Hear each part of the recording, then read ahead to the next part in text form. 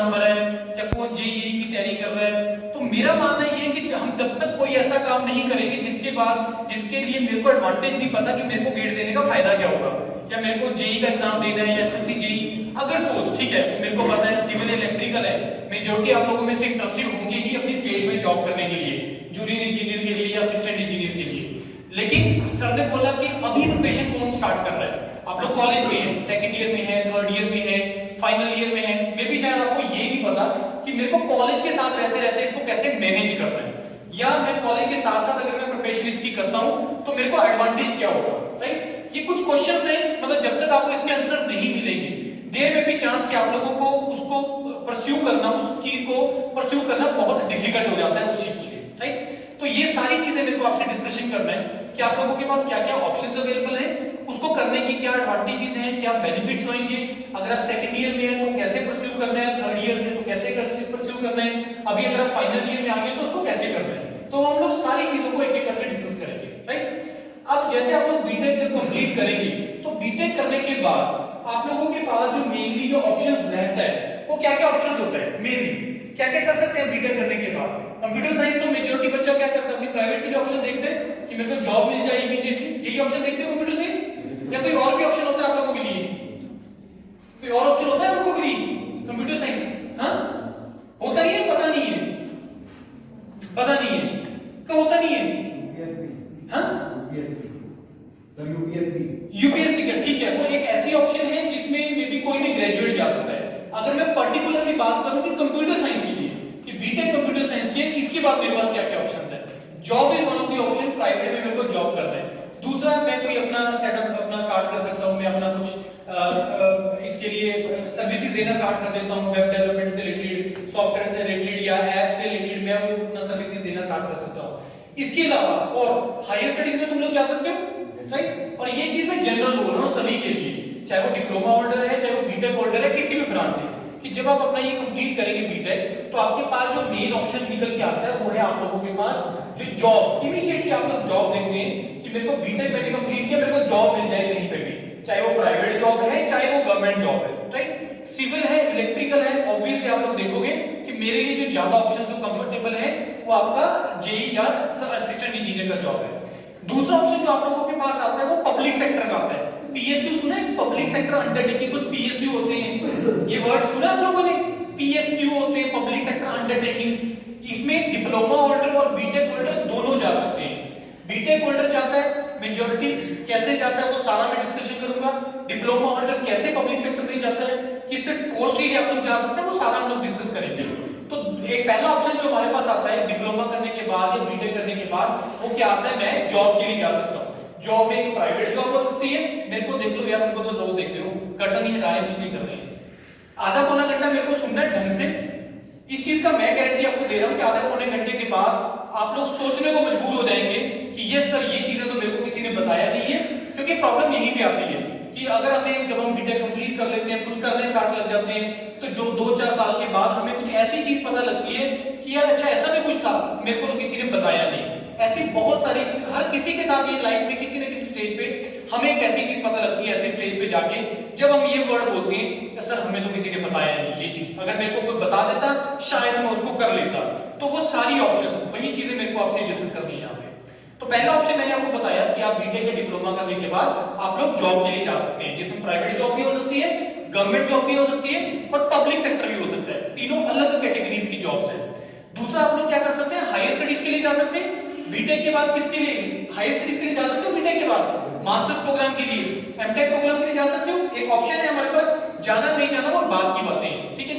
तीसरा ऑप्शन आप लोगों के पास है, डिप्लोमा के बाद भी आप लोग हायर स्टडीज में बीटेक के लिए जा सकते हैं।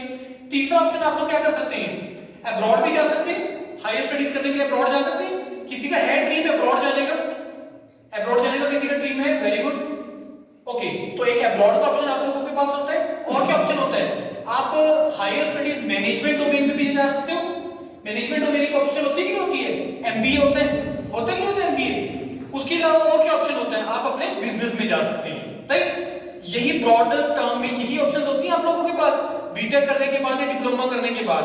अब मैं आपको ये बोल रहा हूं कि ये जितनी की सारी ऑप्शंस हैं, आपके दिमाग में आ रहा होगा कि सर मैं अगर इसमें से कोई एक ऑप्शन ही चूज कर सकता हूं, मैं या तो मैं जॉब के लिए ट्राई कर सकता हूं, या ट्राई कर सकता हूं, या मैं अब्रॉड के लिए ट्राई कर सकता हूं, या मैं सर अपना बिजनेस कर सकता हूं।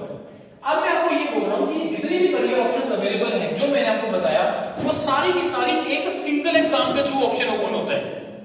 ये सारी की सारी करियर ऑप्शंस एक सिंगल एग्जाम के थ्रू ऑप्शन होता है। वो कौन सा एग्जाम है? That exam is known as the GATE exam, जो सर ने भी आपको बताया। कौन सा एग्जाम है वो? GATE exam, graduate aptitude test in engineering. देखिए मैं यहाँ पे गेट का कोई प्रमोशन करने के लिए नहीं आया हूँ, लेकिन डेफिनेटली यस, मैं आपको वो सारे एडवांटेजेस बताने वाला हूँ, वो सारे एडवांटेजेस बताने के लिए आया हूँ कि जो तुम एक सिंगल एग्जाम के थ्रू ले सकते हो, right? That is why I call this exam a beautiful exam. क्यों? क्योंकि कोई भी एग्जाम ऐसा नहीं है पूरी दुनिया के अंदर जिसमें एक एग्जाम दिया और तुम्हारे पास इतनी मल्टीपल ऑप्शंस ओपन अवेलेबल हो गई है। कोई है ऐसा एग्जाम आपको पता है कि जिसके अंदर इतनी सारी ऑप्शंस ओपन अवेलेबल हो जाता है कोई ऐसा एग्जाम? कैट का एग्जाम देते हो तो ओनली एमबी का ऑप्शन ओपन होता है, यूपीएससी सिविल सर्विसेज का एग्जाम देते हो तो ओनली जॉब का ऑप्शन ओपन होता है। यही होती है ना। अब जो मैंने सारी ऑप्शंस बताए वो सारे के सारे एक सिंगल एग्जाम के थ्रू ओपन होते हैं, and that exam is known as the graduate aptitude test in engineering. अब आप लोगों में से कितने लोग हैं जिन्होंने गेट का सुना हुआ है नाम कि गेट कोई ऐसा एग्जाम होता है? कौन लोग हैं? हाँ, डिप्लोमा होल्डर आप लोगों ने शायद नहीं सुना होगा, राइट? कोई बात नहीं। अब जब भी दिमाग में कोई मतलब गेट वर्ड बोलता है ना, तो सबसे पहले दिमाग में पता क्या थॉट आता है? नहीं नहीं नहीं, मेरे से नहीं होगा, बहुत डिफिकल्ट एग्जाम है। सबसे पहली चीज दिमाग में आती है कि गेट क्या है? बहुत ही डिफिकल्ट एग्जाम है। आता कि नहीं आता? अब मैं आप लोगों से ये पूछूं कि गेट का एग्जाम आप लोगों ने भरा क्यों नहीं? चलो तैयारी करना, वो सारी चीजें एक साइड पे है। अगर मैं आपसे पूछूं कि स्पेशली फाइनल ईयर के या प्री फाइनल ईयर के कि भाई आप ये बताओ कि मेरे को कि आपने गेट का एग्जाम भरा क्यों नहीं है, आप बोलोगे सर हमसे नहीं निकलेगा, हमारी कोई तैयारी नहीं है, हमें नहीं पता इसको कैसे करना है, ये सब बहुत डिफिकल्ट एग्जाम है। अब मैं आपको ये चीज बहुत क्लियरली बता रहा हूं कि GATE is not at all a difficult exam. GATE एक बहुत ही इजी एग्जाम है अगर आप प्रॉपर प्लानिंग के साथ चलते हो। प्रॉब्लम कहां पे आती है? प्रॉब्लम आती है प्लानिंग पे। आप मेरे को बताओ कोई एक ऐसा एग्जाम जो बहुत इजी एग्जाम, बता दो मेरे को कोई ऐसा एग्जाम है? कोई ऐसा एग्जाम जो इजी है? हाँ है कोई? तो गेट कैसे डिफिकल्ट हो गया फिर? आप अपने जेई के लिए तैयारी करोगे, अपने एई के लिए तैयारी करोगे, एसएससी जेई के लिए तैयारी करोगे, या किसी और चीज के लिए तैयारी करोगे, क्या वो डिफिकल्ट नहीं होगी? होगी नहीं होगी? हाँ या ना में जवाब देना, मेरे को उससे एनर्जी मिलती है। होगी नहीं होगी? यस। तो इस कारण से अगर उसके लिए एफर्ट करना है तो गेट के लिए हम लोग एफर्ट क्यों नहीं कर सकते? दूसरा चीज मैं आपको ये बोल रहा हूं कि गेट अगर आप एक प्लानिंग के साथ चलोगे, एक प्रॉपर स्ट्रेटेजी बना के चलोगे, तो गेट बहुत इजी है क्रैक करना।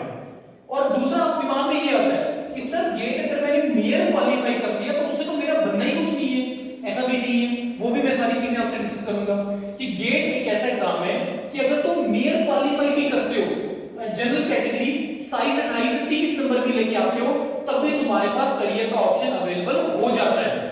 और मैं आज की सिचुएशन के हिसाब से बात कर रहा हूं कि जिस टाइम पे इंजीनियरिंग का स्टूडेंट ही नहीं है मार्केट के अंदर, एक ऐसी स्टेज, हम इस ऐसी स्टेज पे आए हुए हैं कि जिस टाइम पे आईटीज में सीटें खाली जा रही हैं, पब्लिक सेक्टर में सीटें खाली जा रही हैं, जॉब करने के लिए लोग नहीं मिल रहे हैं बच्चे, खास करके कोर ब्रांच के mechanical, electrical, civil.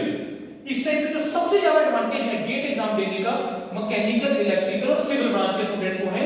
Reason behind, एक टाइम था 12 लाख बच्चे गेट का पेपर देते थे, आज ये 2023 में कितने बच्चों ने पेपर दिए? 4.5 लाख बच्चों ने। और उससे 4.5 लाख में भी बहुत सारे ऐसे हैं जो थर्ड ईयर के बच्चे हैं, और उससे 4.5 में से बहुत सारे ऐसे बच्चे हैं जिन्होंने दो गेट के पेपर भरे हुए हैं। तो इफेक्टिव बच्चा 3 लाख से ज्यादा नहीं है। कंपटीशन कहां 12 लाख, कहां 3 लाख। सीटें उतनी आईटीज के अंदर बल्कि बड़ी है क्योंकि कोर्सेज बड़े हैं। पब्लिक सेक्टर के अंदर क्या सीटें कम हुई है या गवर्नमेंट जॉब्स कम हुई है? नहीं, बड़ी है, और वो टाइम के साथ बढ़ती रहेगी। आप मेरे को खुद बताओ कि अगर मैं हिमाचल स्टेट की बात करूं, अगर सपोज यहां पे आपको आपकी इलेक्ट्रिसिटी डिपार्टमेंट में जूनियर इंजीनियर के लिए अगर मैं पिछले 10 साल पहले के बाद कंपैरिजन करूं आज के साथ कि जो 10 साल पहले एक जूनियर इंजीनियर का एक नंबर में रिक्वायरमेंट होता था, वो रिक्वायरमेंट आज के टाइम में बढ़ा होगा या कम हुआ होगा? बढ़ा होगा। क्यों? क्योंकि इंफ्रास्ट्रक्चर इतना डेवलप करना पड़ रहा है। जैसे जैसे पॉपुलेशन ग्रो कर रही है, जैसे जैसे लोग बढ़ रहे हैं, लोगों के पास पैसा आ रहा है, वो क्वालिटी लाइफ चाहते हैं। वो चाहते हैं कि मेरे को हर जगह जाके बिजली मिले, नहीं मिलेगी तो एक चंडीगढ़ के नियर बाय हिमाचल कंट्री की एक ऐसी सोसाइटी बन जाती है जहां पे उसको सब कुछ चीजें फैसिलिटी मिलना स्टार्ट हो जाती है। है कि नहीं है? ये तो मैंने ओनली इलेक्ट्रिसिटी डिपार्टमेंट की बात की है। Now come to the civil also, सड़कें नहीं चाहिए, रिक्वायरमेंट बढ़ेगी, चाहिए कि एसडीओ की कम होगी, टाइम के साथ वो बढ़नी है। और ये चीज हर ऑर्गेनाइजेशन के साथ एप्लीकेबल है, यही चीज हाई स्टडीज में भी एप्लीकेबल है। बात समझ में आ रही है नहीं आ रही है? अगर कोई नई चीज पता लगी तो मेरे को पूछ लेना आपने कि सर ये चीज नहीं पता लगी, ऊपर से निकली है, राइट? तो गेट में आपको ये बोल रहा हूं कि अब वो टाइम गया कि मेरे को गेट में सर 60-70 नंबर लाने पड़ेंगे तो मेरा गेट में कुछ बनेगा, उसके थ्रू नहीं रिक्वायरमेंट है।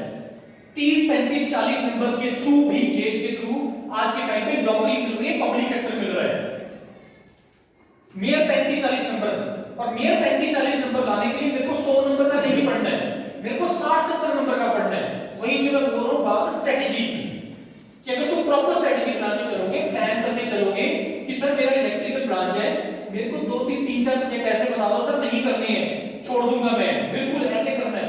मेरे को इलेक्ट्रिकल ब्रांच है, मेरे को सिग्नल, ईएमएफटी, उसके बाद एनालॉग, मेरे को नहीं करना है सर, नहीं रिक्वायरमेंट, क्योंकि इसमें आते बहुत कम है, तो मैं क्यों उसके ऊपर एफर्ट करूं? सिविल ब्रांच है, मेरे को सर स्टील, आरसीसी स्ट्रक्चर छोड़ दो, कोई रिक्वायरमेंट नहीं है। कंप्यूटर साइंस 2-3 सब्जेक्ट छोड़ दो, कोई फर्क नहीं पड़ता। 60-70 नंबर का तैयारी करो और उस 60-70 में से 35-40 नंबर का लाने का तैयारी करो, you can easily crack that. समझ में आ रही है नहीं बात? अब हम बात करते हैं कि सर गेट का एग्जाम स्टार्ट क्यों हुआ था, थोड़ी सी इसकी हिस्ट्री की तरफ जाते हैं कि गेट का एग्जाम एक्चुअली में स्टार्ट क्यों हुआ। सी गेट का एग्जाम एक्चुअली में स्टार्ट हुआ था क्योंकि 47 में पार्टीशन हुआ, 47 में पार्टीशन हुआ। तो अगर आप लोगों में से किसी ने रॉकेट बॉयज मूवी सीरीज देखी है, देखिए किसी ने rocket boys series, rocket boys series देखी है? अपने आप को पूछे एक दूसरे की तरफ क्या देख रहे हो? देखा किसी ने रॉकेट बॉयज सीरीज? सभी लोग देखना चाहते क्योंकि तुम लोग सभी इंजीनियर हो, तुम्हें पता लगेगा उस सीरीज देख के, थोड़ा सा आइडिया लगेगा कि यार किस फेज से इंडिया निकला है, कि किस फेजेस से इंडिया निकला है, कि जो तुम्हें आजकल इलेक्ट्रिसिटी मिल रही है, या ये जो तुम्हारा इतना कम्युनिकेशन इतना स्ट्रांग हो गया है, इतना ज्यादा आज के टाइम पे तुम यही पे चीजें डेवलप कर पा रहे हो, तो इस स्टेज से कैसे स्टार्ट हुई थी चीजें, बाबा का रिसर्च सेंटर और आईएसआरओ कैसे स्टार्ट हुआ था, उसके ऊपर है सारा, उसको देखना सारे के सारे रॉकेट बॉयज। समझ में आई बात? अब मैं आपको बात कर रहा हूं कि जब 47 में पार्टीशन हुआ तो हर कोई कंट्री इंडिया के साथ बिजनेस करने को रेडी था, राइट? हमें टैंक दे दो जी, हमें बॉम्ब दे दो जी, हमें इलेक्ट्रिसिटी के लिए ये दे दो, सब कुछ रेडी है करने को, लेकिन कोई टेक्नोलॉजी नहीं देना चाहता, टेक्नोलॉजी ट्रांसफर करने को कोई रेडी नहीं था। तो अगर कोई टेक्नोलॉजी ट्रांसफर करें, यहाँ पे अगर हम इलेक्ट्रिसिटी जनरेट नहीं कर पा रहे हैं, हम अपने सिस्टम यहाँ पे नहीं क्रिएट कर पा रहे हैं, हम अपने जहाज यहाँ पे नहीं बना पा रहे हैं, टैंक नहीं बना पा रहे हैं, दूसरे के ऊपर डिपेंडेंसी रहेगी हमेशा, तो कंट्री कभी डेवलप नहीं होगा। क्योंकि कंट्री की डेवलप होने के लिए इंपोर्ट एक्सपोर्ट समझते हो आप लोग, कि जितना तुम बेचोगे तुम उतना अमीर होगे, सिंपल सी चीज है, जितना तुम खरीदोगे उतना तुम्हें पैसा खर्च करना पड़ेगा। तो जब तक तुम्हें यही पे चीजें क्रिएट नहीं कर रहे हो, पहले क्रिएट करना अपने लोगों के लिए, फिर उसको बेचना। समझ रहे हो? आजकल लोग, मतलब आजकल कंट्रीज आईएसआरओ क्यों चूज कर रही है अपने सैटेलाइट लॉन्च करने के लिए? क्यों? क्योंकि बहुत चीप पड़ता है, पढ़ते नहीं पढ़ते हैं ये चीजें, सुनते हो न्यूज़ में नहीं सुनते हो, ये बड़ी सिंपल सी बातें मैं बात कर रहा हूं आपसे, कोई ऐसे हाई फाई बात नहीं कर रहा हूं अभी तक मैं, इतनी चीजें समझ में पहले नहीं आ रही है। तो यही चीज मैं आपको बोल रहा हूं कि वहां पे रिक्वायरमेंट था कंट्री के अंदर रिसर्च को डेवलप करने का, यही पे रिसर्च भी क्रिएट करने का, वहां पे क्रिएट हुआ, रिक्वायरमेंट हुआ स्टार्ट। एक ऐसा एग्जाम लाओ, ऐसा नहीं कि उसके पहले मास्टर्स नहीं होता था या पीएचडी नहीं होती थी, लेकिन वो लोग अपने अपने बेनिफिट के लिए करते थे कि मेरा एमटेक मिल जाए, मेरे को पीएचडी मिल जाए, मेरे को नौकरी मिल जाएगी, मेरे को ये हो जाएगा वो हो जाएगा, लेकिन रिसर्च कंट्री के लिए कोई काम नहीं कर रहा था। Then this GATE exam started, कि जिसमें जो जनरली करना चाहता है, कोई किसी का एक्सपर्ट अपने डोमेन में एक्सपर्ट होना चाहता है, then this GATE exam started to promote the higher studies in the country. क्यों रिक्वायरमेंट थी? क्योंकि अगर सपोज मेरे को न्यूक्लियर पावर प्लांट लगाना है, ना उसके लिए मैकेनिकल स्पेशलाइज्ड पर्सन है, ना इलेक्ट्रिकल स्पेशलाइज्ड पर्सन है, मतलब मैकेनिकल इंजीनियर या इलेक्ट्रिकल इंजीनियर स्पेशलाइज्ड पर्सन नहीं है जो न्यूक्लियर पावर प्लांट लगा ले, उसके लिए स्पेशलाइज्ड पर्सन आपको मिलेंगे मास्टर्स डोमेन में। क्योंकि जब आप मास्टर्स करते हो एक पर्टिकुलर टॉपिक के ऊपर करते हो नहीं करते हो, तो आप उस फील्ड के स्पेशलाइज्ड पर्सन हो जाते हो। आप थर्मल में स्पेशलाइज्ड हो जाते हो, आप हाई ट्रांसपोर्टेशन में स्पेशलाइज्ड हो जाते हो, आप साइबर सिक्योरिटी में स्पेशलाइज्ड होगे, आप डाटा साइंस में स्पेशलाइज्ड होगे। समझ में आ रही है नहीं आ रही बातें? तो वहां पे रिक्वायरमेंट था कंट्री में हमें रिसर्च को प्रमोट करना, कंट्री के जो प्रोजेक्ट्स हैं कि कंट्री में यही पे चीजों को डेवलप करने का। Then this GATE exam was started. समझ में आ गया क्यों स्टार्ट हुआ? तो एक्चुअली ये गेट एग्जाम स्टार्ट हुआ था to note the higher studies in the country, right. अब गेट की हम जैसे बात कर रहे थे, तो गेट के थ्रू जो ऑप्शंस निकल के आते हैं, मैंने को सारी ऑप्शंस तुम्हें बताइए, एक एक करके हम उसको डिस्कस करेंगे, राइट। अब गेट के क्या एडवांटेज हैं, क्या उसको करने के लिए, वो भी सारा हम एक एक करके डिस्कस करेंगे। तो यहाँ पे जो मैंने भी आपको चीजें बताई, आई थिंक गेट का आपको नॉलेज हो गया है कि गेट क्या चीज है, इसको हम कैसे स्ट्रेटेजी के साथ कैसे क्रैक कर सकते हैं, वो भी मैं आपसे एक एक करके डिस्कस करेंगे, राइट। थोड़ा सा इसको स्लाइड को आगे करते हैं।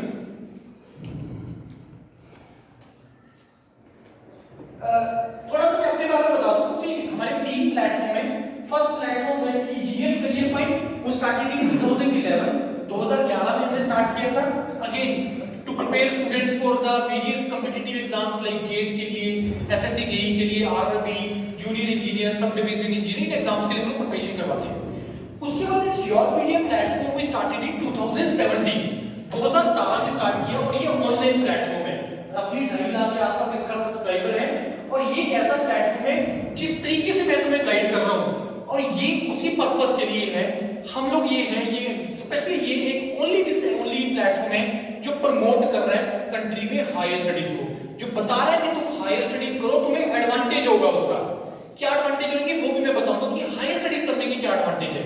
और मेरा ये मानना है, हमारा ये मानना है कि हर किसी को हायर स्टडीज के डोमेन में जाना चाहिए, और at the end of the presentation एक बार आप भी फील कर लोगे, हाँ यार बात तो सही है, right. So this is why we have started this Yourpedia, because ECP में हम लोग लिमिटेड थे, चंडीगढ़, हिमाचल, पंजाब यहां तक लिमिटेड थे, but when we started this Yourpedia तो उसका कोई लिमिट नहीं है। It is now into the international brand. Then this Yourpedia global, जिसमें किसी ने अब्रॉड जाना है, वर्ल्ड की टॉप 50 यूनिवर्सिटीज टारगेट करने के लिए जाना है, और अब्रॉड जाना है पढ़ने के लिए जाना है, नॉट फॉर द गोइंग जाना है, तो उसके लिए then this Yourpedia global platform is there, right.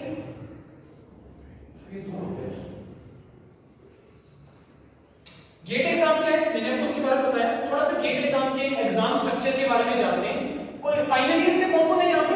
BTech final year, BTech pre final year, किसी ने भरा है गेट के एग्जाम इस बार?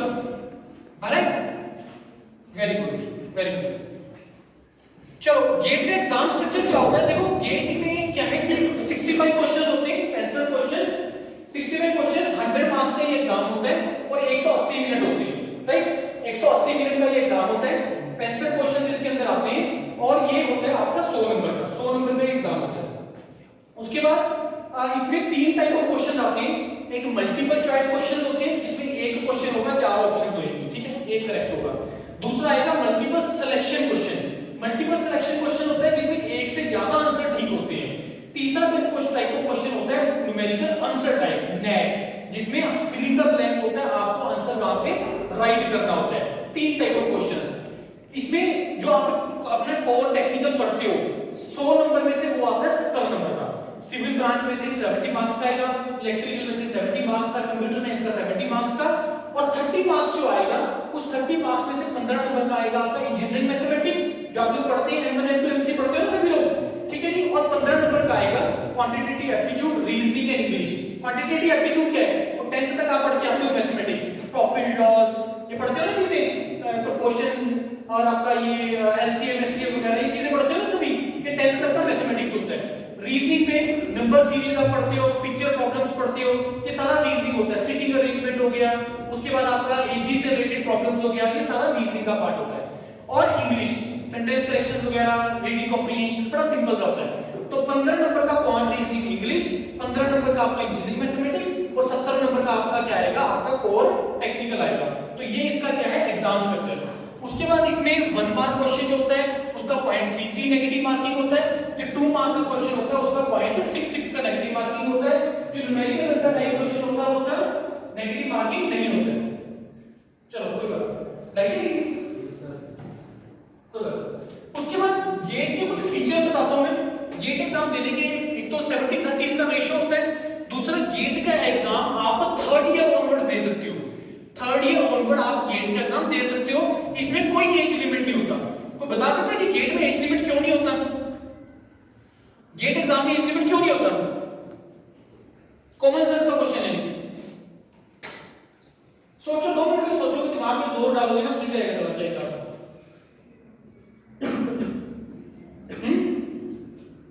हायर स्टडीज करने का कोई एज लिमिट होता है? तो गेट का कैसे हो सकता है? समझ? हायर स्टडीज करने का कोई एज लिमिट नहीं है, तो गेट का एग्जाम देने का कोई एज लिमिट नहीं है, नंबर ऑफ अटेम्प्ट्स का कोई एज लिमिट नहीं है, ठीक है। उसके बाद जब आप गेट का एग्जाम क्वालिफाई कर लेते हो तो आप सारे ऑप्शन आपके पास ओपन हो जाता है, जॉब से रिलेटेड भी, हायर स्टडीज से रिलेटेड भी, एमटेक, एमएस, पीएचडी, मैनेजमेंट, सारे ऑप्शन ओपन हो जाता है। वो मैं सारा आपसे डिस्कस करूंगा एक एक, ठीक है। गेट में फिजिकल कैलकुलेटर अलाउड नहीं होता है, गेट में वर्चुअल कैलकुलेटर अलाउड होता है। वर्चुअल कैलकुलेटर की एप्स वगैरह आपकी आईओएस वगैरह पे, एंड्रॉइड पे होती है, तो फिजिकल कैलकुलेटर वहां पे नहीं होता है। उसके बाद आप 2 गेट के पेपर दे सकते हो एट ए टाइम। पता है किसी को इसके बारे में कि आप लोग 2 गेट के पेपर दे सकते हो एट ए टाइम? वो कौन से 2 गेट पेपर दे सकते हो वो भी मैं आपको बताऊंगा, कौन सा देना चाहिए कौन सा नहीं देना चाहिए वो भी हम डिस्कस करेंगे, राइट। और उसके बाद कौन सा पेपर देना है, कोर में देना है, नॉन कोर में देना है, किस चीज के लिए क्या देना है वो भी सारा हम डिस्कस करेंगे, राइट। उसके बाद आपका आ गया गेट का जो स्कोर है वो 3 साल के लिए वैलिड होता है, राइट। आपने थर्ड ईयर में दिया तो थर्ड ईयर, फाइनल ईयर, अगला उसके बाद पास आउट ईयर तक, तो 3 साल तक आपका गेट का स्कोर जो है वो वैलिड होता है। उसके बाद हम बात करते हैं कि गेट देने के बेनिफिट क्या है। अगर आपको हायर स्टडीज के लिए जाना है, इंडिया अब्रॉड में जाना है, तो आपके पास गेट का ऑप्शन होता है। अगर आपको पब्लिक सेक्टर में जाना है, गवर्नमेंट जॉब में जाना है, तो आपके पास गेट का ऑप्शन होता है। अगर आपको किसी एक स्पेशलाइज्ड डोमेन में अगर सपोज मेरे को करना है, अपना एक्सपर्टीज बनाना है, स्पेशलाइज्ड डोमेन, सर मेरे को मैथमेटिक्स में बहुत इंटरेस्ट है, सर मेरे को डाटा साइंस में मास्टर्स करनी है, सर मेरे को आर्टिफिशियल इंटेलिजेंस में मास्टर्स करना है, सर मेरे को स्ट्रक्चर में मास्टर्स करना है, सर मेरे को साइबर सिक्योरिटी में मास्टर्स करना है, सर मेरे को वीएलएसआई में मास्टर्स करना है, सर मेरे को सेमीकंडक्टर डिवाइसेस में, कम्युनिकेशन में, पावर सिस्टम में, मेकाट्रॉनिक्स में, एरोनॉटिक्स में, सर मेरे को ई व्हीकल्स के ऊपर, मेरे को एंटरप्रेन्योरशिप में मास्टर्स करना है। एक स्पेशलाइज्ड डोमेन में जब मेरे को मास्टर्स करना है या हायर स्टडीज प्रोग्राम करना है, then there is only option you can go, that is the GATE exam. बात आ गई समझ में? उसके बाद गेट एग्जाम देने का मैं आपको बताता हूं कि एडवांटेज क्या है, बहुत बहुत इंपॉर्टेंट है। ये चीजें तो जो मैंने बताई वो ठीक है कि तुम इससे मास्टर्स कर सकते हो, पब्लिक सेक्टर में जा सकते हो, जॉब में जा सकते हो, वो सारी ठीक है।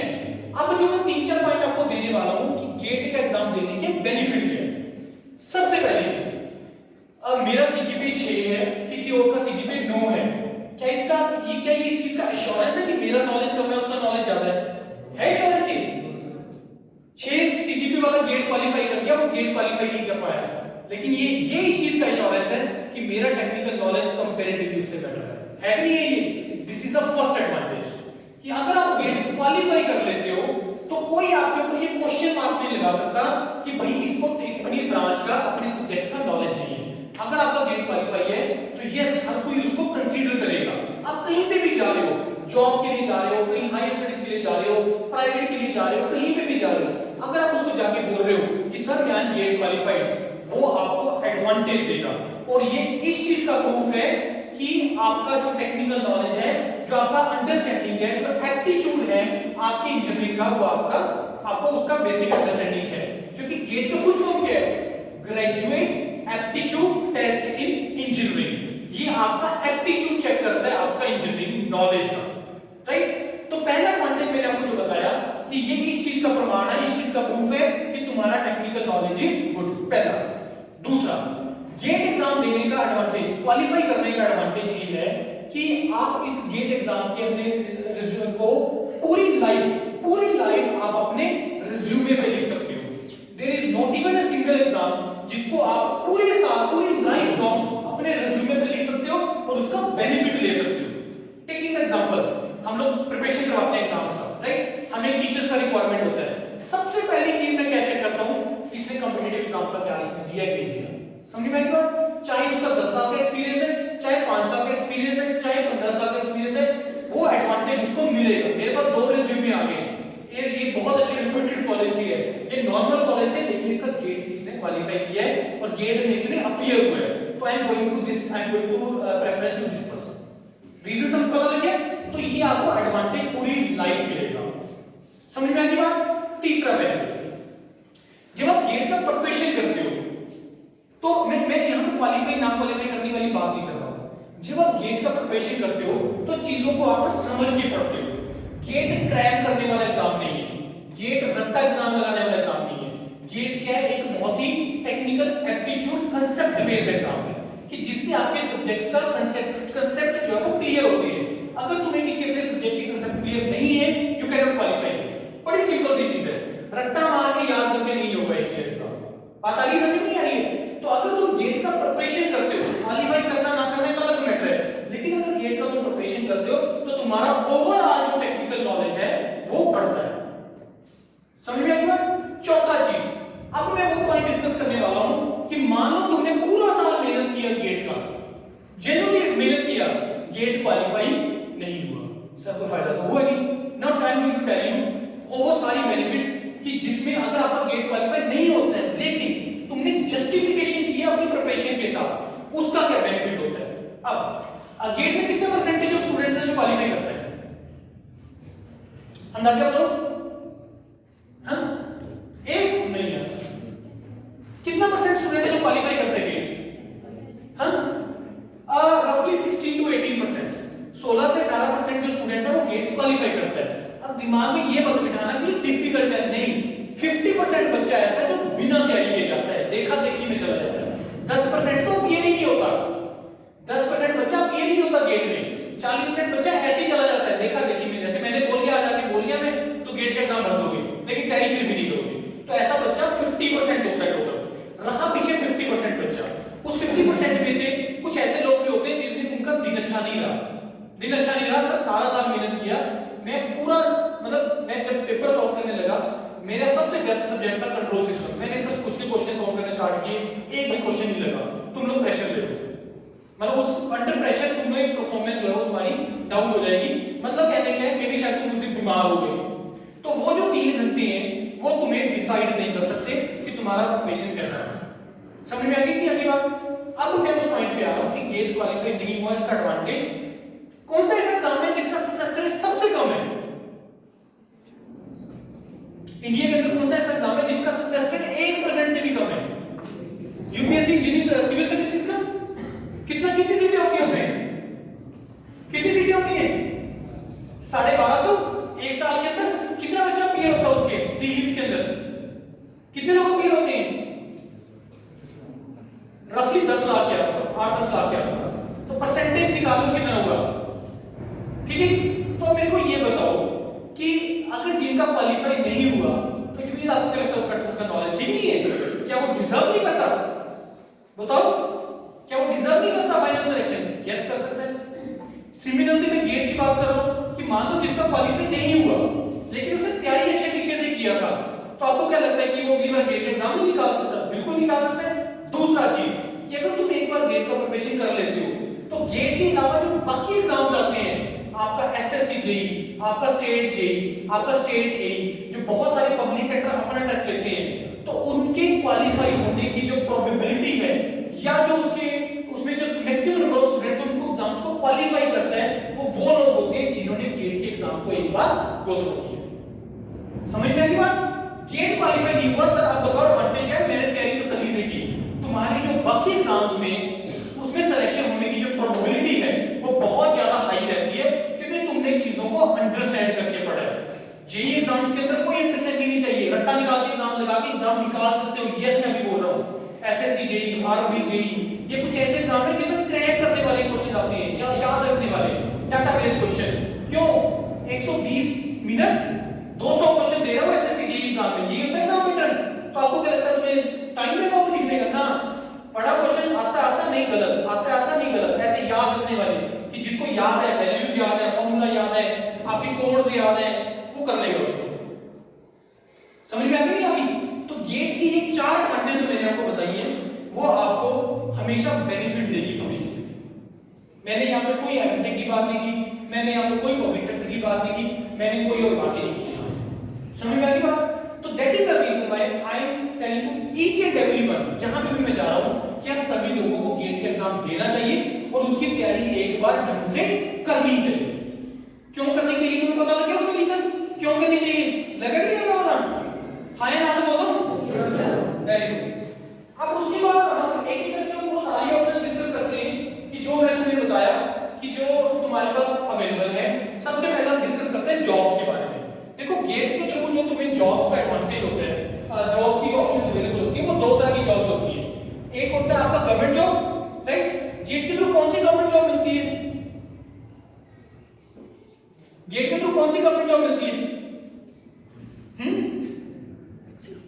बताओ, पंजाब से है क्या यहाँ पे? Very good. हरियाणा से है? नहीं, पंजाब, हरियाणा, वेस्ट बंगाल, उड़ीसा, ये 4 स्टेट्स ऐसी हैं जिसमें जो इलेक्ट्रिसिटी डिपार्टमेंट है उसका जो सब डिवीजन इंजीनियर या असिस्टेंट इंजीनियर जिसको बोलते हैं, उसमें जो सिलेक्शन है वो गेट एग्जाम के थ्रू। समझ गए ना? पंजाब का पीएसपीसीएल, हरियाणा का हरियाणा यूटिलिटी बोर्ड वगैरह, इसमें जो आपको जो सिलेक्शन की जो प्रोबेबिलिटी है वो सबसे जो सिलेक्शन का जो क्राइटेरिया है वो गेट एग्जाम है। गेट के थ्रू ही सिलेक्शन होगा उसका। ठीक है जी, वो अपना टेस्ट नहीं लेंगे, कोई इंटरव्यू नहीं लेना, गेट का एग्जाम दो, फॉर्म अप्लाई करो, अगर तुम मेरिट में आ गए फाइनल सिलेक्शन, सिर्फ डॉक्यूमेंट वेरिफिकेशन होगा। राइट। दूसरा टाइप ऑफ जॉब जो गेट के थ्रू मिलता है वो है आपका पब्लिक सेक्टर का जॉब। पीएसयू समझते हो? Public sector undertakings. कुछ मेरे को नाम बता सकते हो पब्लिक सेक्टर के?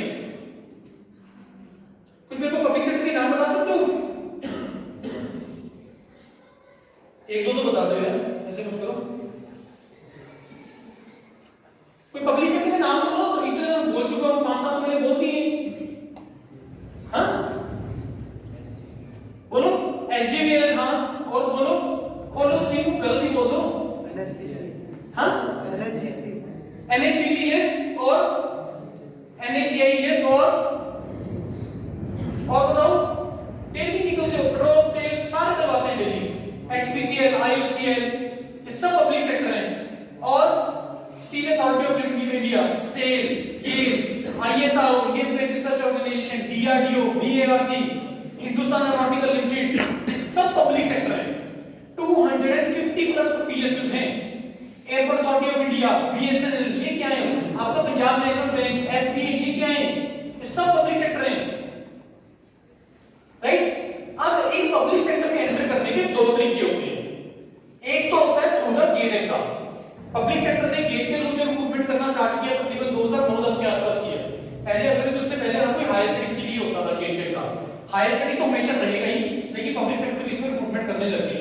मतलब मान लो तो आईओसीएल ने रिक्रूटमेंट निकाला, राइट, उन्होंने बोला कि ठीक है ये ब्रांचेस के लिए करना, जिसने अप्लाई करना करो। अप्लाई कर दिए। अप्लाई करने के बाद जो मेरिट में आ जाएगा उनकी नंबर ऑफ सीट्स के हिसाब से, जितने नंबर ऑफ टाइम उन्होंने अगले राउंड के लिए बुलाने हैं तो वो बुला लेंगे। उसका अगला राउंड 99% पीएसयू में इंटरव्यू होता ही होता है। ठीक है, और वो इंटरव्यू नॉलेज टेस्ट नहीं होता, वो इंटरव्यू पर्सनैलिटी टेस्ट होता है। तुम्हारा पर्सनैलिटी चेक करते हैं। अब सर पर्सनैलिटी से क्या मतलब है? बहुत डिटेल चली जाएंगे डिस्कशन से वो, राइट। उसके बाद एक तो मैंने बता दिया कि through the GATE exam interview नहीं होने। कुछ पब्लिक सेक्टर इंटरव्यू से पहले ग्रुप डिस्कशन भी करवाते हैं, ग्रुप टास्क भी करवाते हैं। जैसे एचपीसीएल ग्रुप टास्क करवाता है, आईओसीएल, जीडी, जीटी दोनों करवाता है, एचआरआरएल, जीटी करवाता है, पावर ग्रिड, जीडी करवाता है। इंटरव्यू तो है ही है।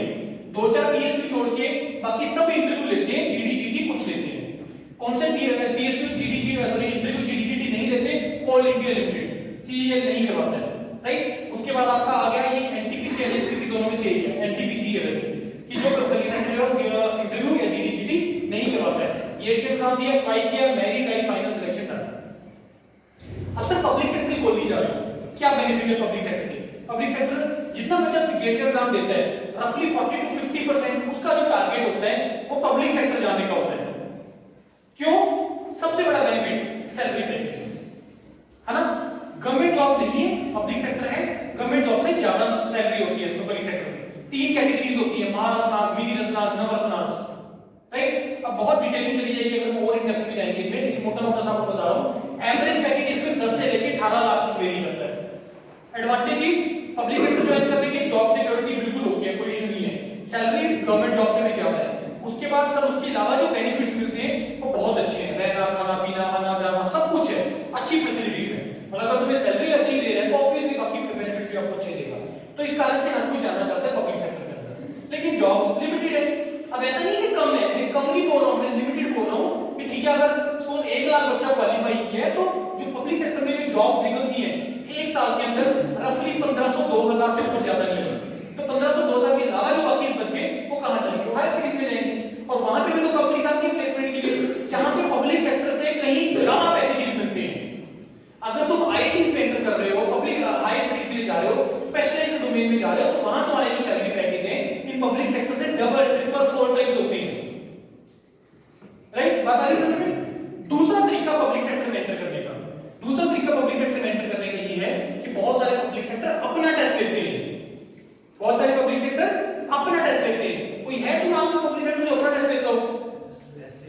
SGPNL हाँ अपना टेस्ट लेता है, यस। और हाँ बोलो बोलो, NHPC तो गेट के थ्रू है।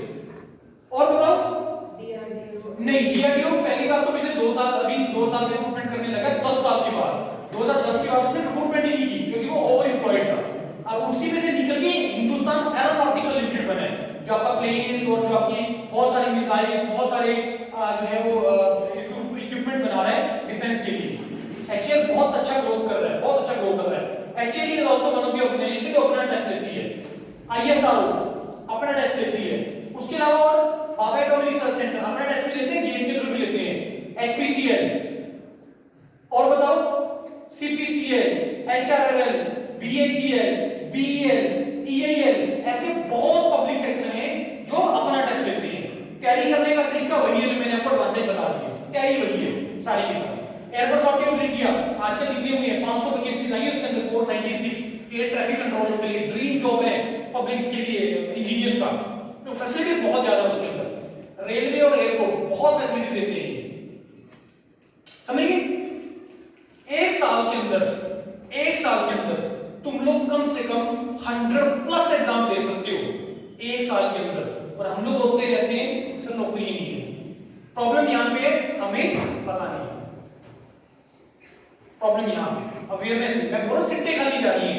पावर ग्रिड ने गेट 2023 के थ्रू रिक्रूटमेंट कर लिया, दोबारा से रीलिस्ट किया है, और उसमें बैकलॉग वैकेंसीज, बच्चे ही नहीं मिले उनको। बिलीव कर सकते हो, बच्चे ही नहीं मिले उनको। बैकलॉग वैकेंसीज के साथ दोबारा से रिक्रूटमेंट किया है गेट 2023 के अंदर। Specially core branches electrical, civil, mechanical, बहुत बढ़िया एडवांटेज पे हो ये 3 कोर ब्रांचेस। अगर आप पिछले अगले 3-4 साल के अंदर गेट लिख के अच्छी जगह पे अगर जाना चाहते हो, बहुत ज्यादा एडवांटेज है, क्योंकि स्टूडेंट नहीं है मार्केट के अंदर। समझ में आ रही नहीं आ रही बातें? या ऊपर से निकल रही है? निकल रही है ऊपर से? किसके निकल रही है ऊपर से? दोनों हाथ खड़े करो, मतलब नहीं करोगे, नीचे कर दो ऐसे छुपा के, ठीक है? तो ये पब्लिक सेक्टर बहुत ज्यादा होते हैं जिनमें तुम विदाउट गेट में जा सकते हो। तैयारी करने का वही ओवरऑल भी तरीका है। एक बार ढंग से मेहनत कर लो यार एक साल, फिर कोई मर्जी एग्जाम दे लो, कोई मर्जी एग्जाम दे लो, सारे एग्जाम दो ऊपर हमारे लिए। तो ये 2 तरीके पब्लिक सेक्टर में एंटर करने, ठीक है? एक थ्रू द गेट एग्जाम, एक हो गया आपका विदाउट गेट, इसमें पब्लिक सेक्टर अपने टेस्ट लेते हैं। ऐसी मेरी बहुत वीडियोस मैंने डाली हुई है इंजीनियर्स करियर चैनल पे भी और यूरोपीडिया चैनल पे भी। जैसे जैसे जो जो भी वैकेंसी आता रहता है हम सारी वीडियोस वहां पे बताते रहते हैं। और मैं आप लोगों के लिए डिटेल्स लेंगे तो उसमें हम लोग आपको एक व्हाट्सएप ग्रुप में डालेंगे डेडिकेटेड, जो हिमाचल के स्टूडेंट्स हैं। हिमाचल के स्टूडेंट्स का अलग है, पंजाब का अलग है। तो जैसे जैसे वो आपकी जो ऑप्शन आती रहती है वो मैं वहां पे फ्लोट करता रहता हूं, राइट? ये चीज रहेगी क्योंकि मेरे को पता आप लोग भूल जाओगे सारी चीजें। उसके बाद दूसरी बात करते हैं हायर स्टडीज। हायर स्टडीज पहले मैं बताता हूं करने का एडवांटेज क्या है। पहला चीज, सबसे बड़ा पहला जो बेनिफिट आपको हायर स्टडीज करने का होता है वो है ब्रांडिंग। क्या है सबसे बड़ा बेनिफिट आपको? ब्रांडिंग। ब्रांडिंग से क्या मतलब है सर? ब्रांडिंग से मतलब ये है, मैं आज यहाँ पे हूँ यूरोपीडिया की टी-शर्ट डाल के, मैं भी शायद आप लोगों ने पहली बार सुना होगा। मैं अगर यहाँ पे आ जाता IIT दिल्ली की टी-शर्ट डाल के, या मैं आता टॉमी की टी-शर्ट डाल के, बहुत बड़े ब्रांड की टी-शर्ट डाल के जिसको तुम लोग जानते हो,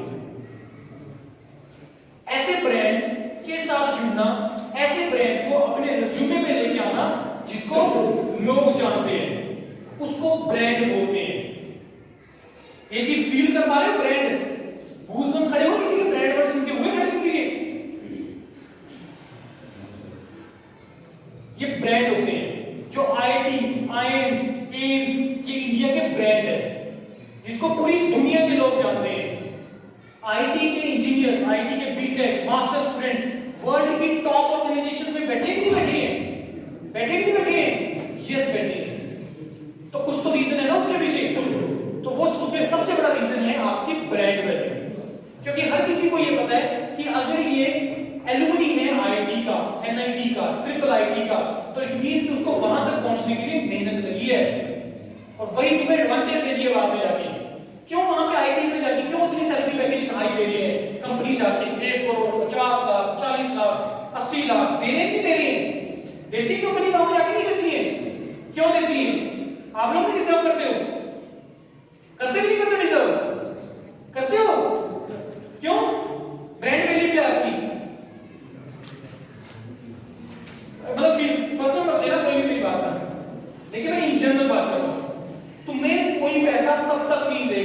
जब तक तुम्हारे पास ब्रांड वैल्यू नहीं है। तुम किसी गवर्नमेंट जॉब में काम कर रहे हो, गवर्नमेंट जॉब में किसी ऑर्गेनाइजेशन में काम कर रहे हो, तुम्हें प्राइवेट अगर अप्रोच कर रही है ना कोई कंपनी प्राइवेट जो उस गवर्नमेंट का कंपटीटर है, हो सकती है कंपनी, नहीं हो सकती गवर्नमेंट के। एग्जांपल दो, ये रिलायंस एचपीसीएल आईओसीएल की कंपटीटर है नहीं है? अगर तुम एचपीसीएल आईओसीएल बीपीसीएल में काम कर रहे हो, रिलायंस तुम्हें अप्रोच कर रहा है, तुम्हें सैलरी पैकेज कम से कम 3 टाइम 4 टाइम 5 टाइम देगा। वो देगा कि नहीं देगा? यस देगा। क्यों देगा? पीछे की तरफ देखो भाई, इसने आईओसीएल पहुंचने के लिए पहले गेट का एग्जाम दिया है, मेहनत की है लड़के ने। दूसरा, फिर आईओसीएल में जीडी जीटी और इंटरव्यू निकाली है, इट मींस कि इसका पर्सनालिटी ठीक है। समझ में आ गई? तीसरा और भी क्या एडवांटेज कि आईओसीएल में रहते हुए जो उसकी ट्रेनिंग हुई है वो शायद रिलायंस नहीं करवाएगा, प्राइवेट नहीं कंपनी ट्रेनिंग करवाती, ट्रेनिंग तुम्हें अच्छी मिलती है गवर्नमेंट के अंदर। तो ये 3 एडवांटेज के कारण तुम्हें वो कोई भी प्राइवेट कंपनी पैसा देती है। आ रही बात समझ नहीं आ रही है? आ रही नहीं आ रही है? ब्रांड वैल्यू का क्या मतलब है? तो सबसे पहली चीज है ब्रांड वैल्यू।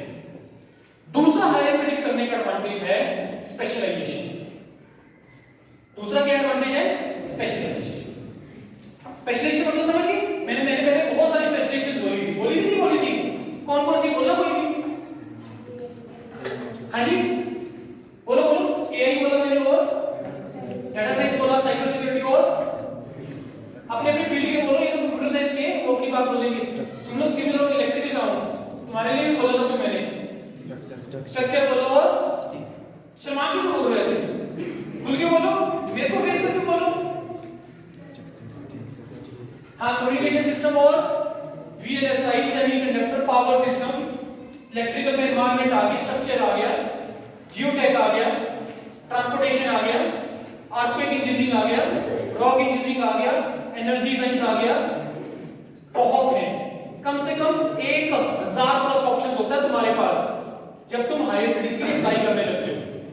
1000 plus options. तो दूसरा एडवांटेज हायर स्टडीज करने का वो क्या है?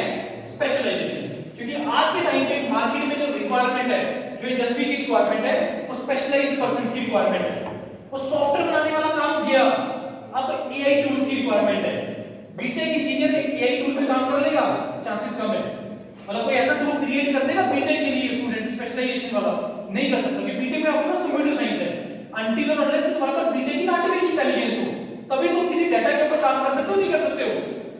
अरे बात इतना समझते हो ना सारे कि एआई क्या है? कि डाटा, जो कलेक्शन ऑफ डाटा है उसको प्रोसेस करके उसमें एआई टूल बना रहे हैं। यही करते हैं ना। चैट जीपीटी क्या कर रहा है? खुद दिख रहा है वो? चैट जीपीटी खुद दिख रहा है? नहीं दिख रहा ना? क्या कर रहा है वो? इंटरनेट पे जितना भी डाटा पड़ा है उसका बेस्ट जो है आंसर आपको लिख के देगा। यही करता है ना? यही करता है ना? तो आज का जो टाइम है डाटा कलेक्शन का नहीं है, आज का टाइम है उस डाटा को यूज करके एआई टूल बनाने का। ऐसे बहुत एआई टूल्स हैं। समझ गए बात? स्पेशलाइजेशन। तीसरा एडवांटेज, तुम लोग यहां पे हिमाचल से हो सारे? हिमाचल से ना? अब तुम जब आपस में डिस्कशंस करते हो तो लिमिटेड रहोगे हमेशा वो चीजें सोचने को जो हिमाचल के लोगों को पसंद है। समझ में आई ना? तुम लोग हमेशा गवर्नमेंट जॉब की बात करोगे, तुम लोग हमेशा हिमाचल में सेटल होने की बात करोगे, तुम लोग रिस्क लेने की प्रोबेबिलिटी बहुत कम है हिमाचल के लोगों में। है कि नहीं इफेक्ट? तीनों बातें गलत बोली मैंने। पहला, गवर्नमेंट जॉब, हिमाचल के लोगों को गवर्नमेंट जॉब चाहिए।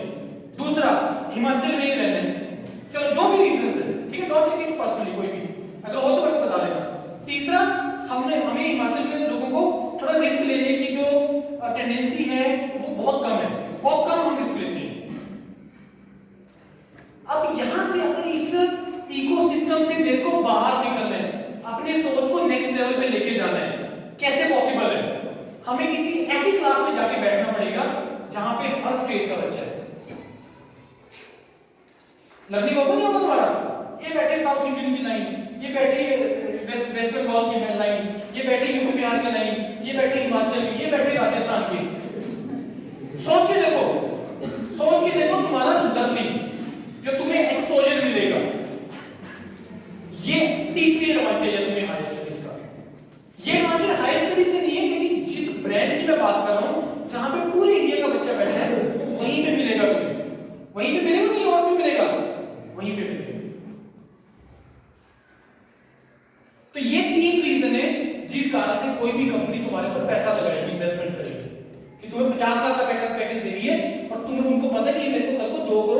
मिलेगा, वो इन्वेस्टमेंट होती है। इन्वेस्टमेंट होती है कि नहीं होती है? अगर किसी ने आपसे सिर्फ काम ही लेना हो ना, वो 4-5 लाख रुपए देगा आपको।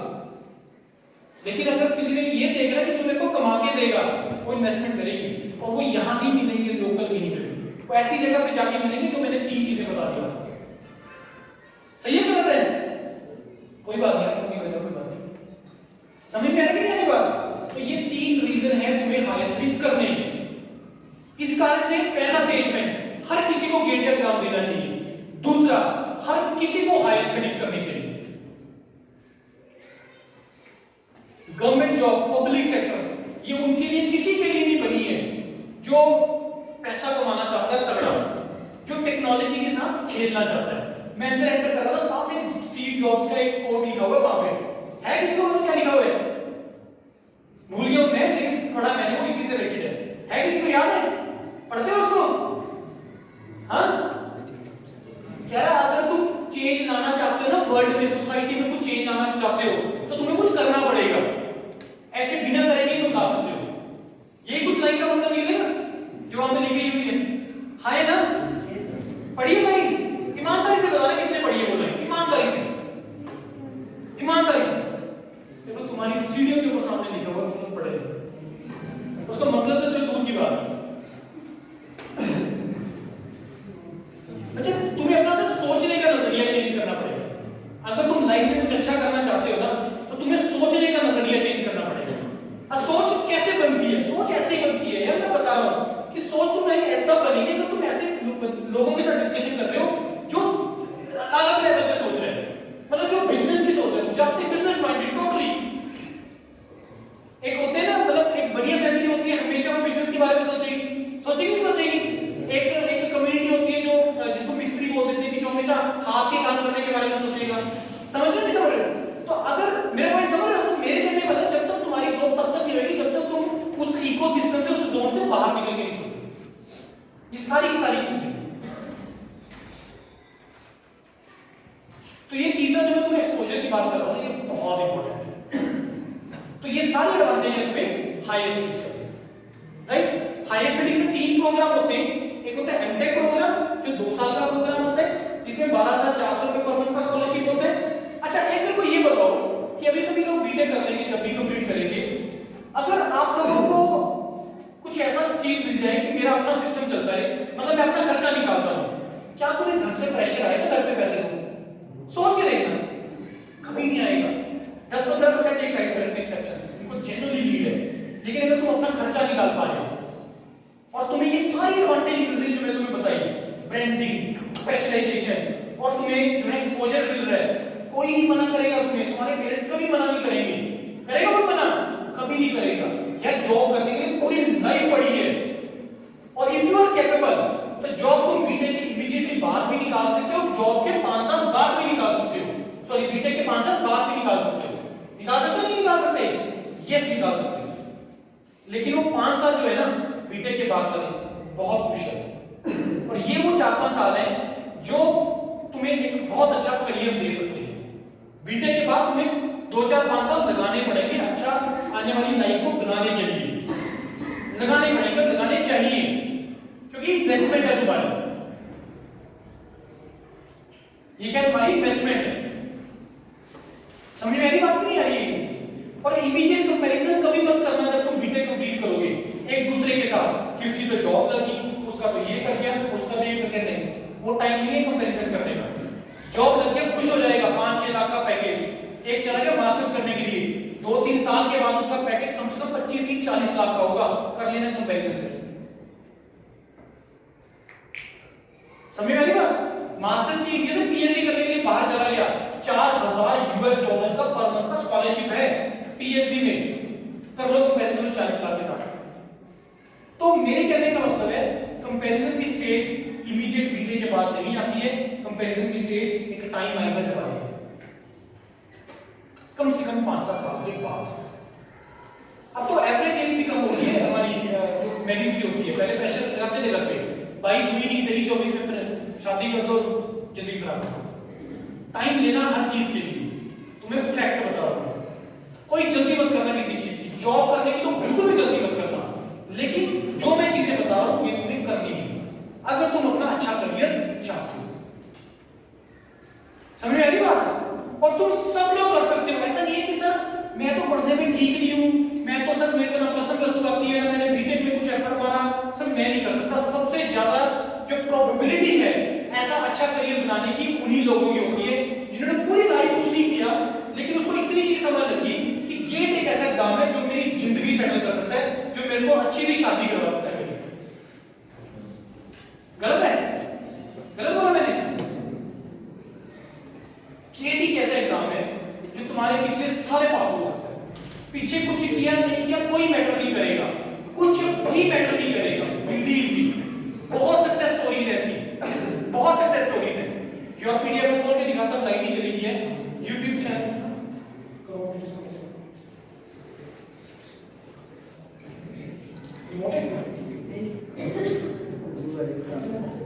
कैसे हुआ? कौन कैसे?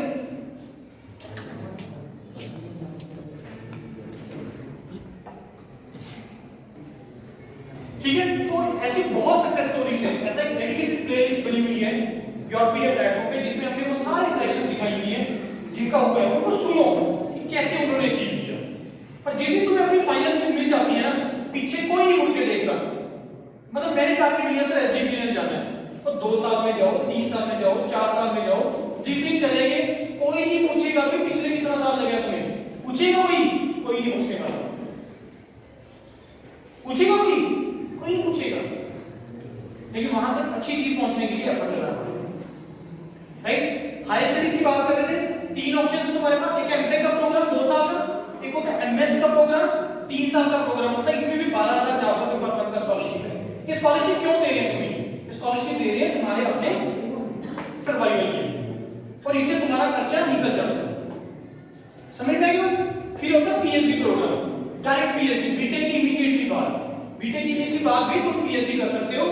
उसमें आपको जो स्कॉलरशिप है वो 38,000 रुपीस पर मंथ का स्कॉलरशिप है, राइट? पर मंथ का स्कॉलरशिप। इसके बाद बात आ रही है कि आपके पास आप मैनेजमेंट डोमेन में भी जा सकते हैं। मेरे को सुनिए, कोई बात नहीं, आप पीएचडी प्रोग्राम में, सॉरी मैनेजमेंट प्रोग्राम में भी जा सकते हो। हर आईआईटी के अंदर, हर एनआईटी के अंदर एमबीए प्रोग्राम अवेलेबल है। हर एनआईटी में एमबीए प्रोग्राम इज अवेलेबल। या तो सारे फोकस करो कि बटन अपने फोन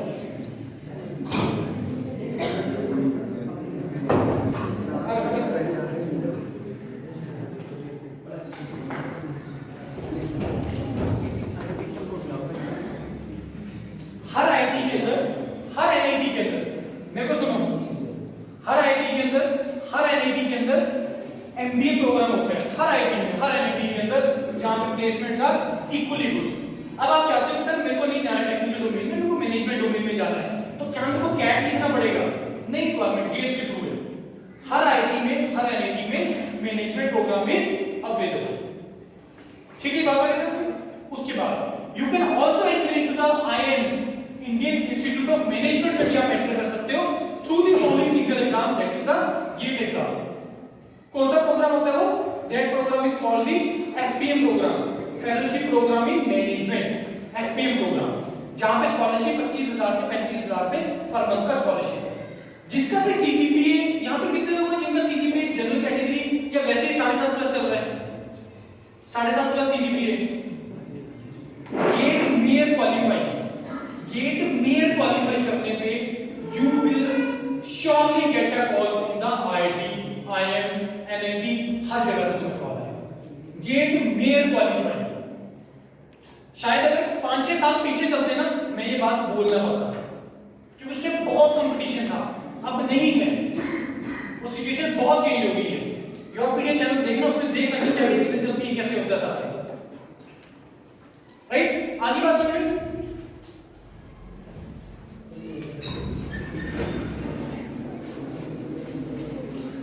ये थे एमटेक प्रोग्राम, एमएस प्रोग्राम और डायरेक्ट पीएचडी प्रोग्राम। एक और डायरेक्ट पीएचडी प्रोग्राम है, that is a PMRF, prime minister research fellowship. PMRF एक पीएचडी प्रोग्राम है जो 5 साल होता है, जिसमें जो स्कॉलरशिप है वो 70,000 to 80,000 रुपीस पर मंथ का स्कॉलरशिप है, राइट? उसके बाद हम बात कर रहे थे आईआईएम्स का, सॉरी मैनेजमेंट का। मैनेजमेंट में हर आईआईटी में, आईआईसी बेंगलोर में, एनआईटी में मैनेजमेंट ऑप्शन इज अवेलेबल। उसके बाद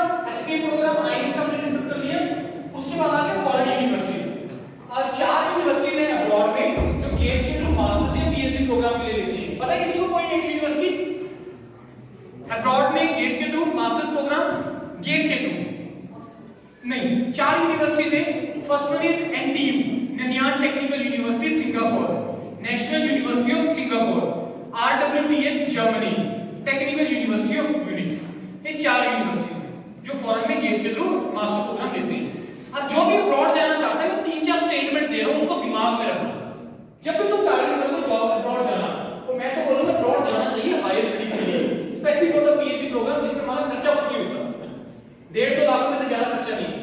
3-4 स्टेटमेंट दे रहा हूं। पहला, अगर तुम अब्रॉड जाना चाहते हो, वर्ल्ड की टॉप 50 यूनिवर्सिटीज टारगेट करनी है। क्या? वर्ल्ड की टॉप 50 यूनिवर्सिटीज टारगेट करनी है। दूसरा, अगर मेरे को अब्रॉड जाना है तो मेरे को 30, 40, 50 लाख रुपए खर्च करके नहीं जाना है। 1.5-2 लाख, 3 लाख से ज्यादा खर्चा नहीं आता अगर तुम ढंग से जाते हो।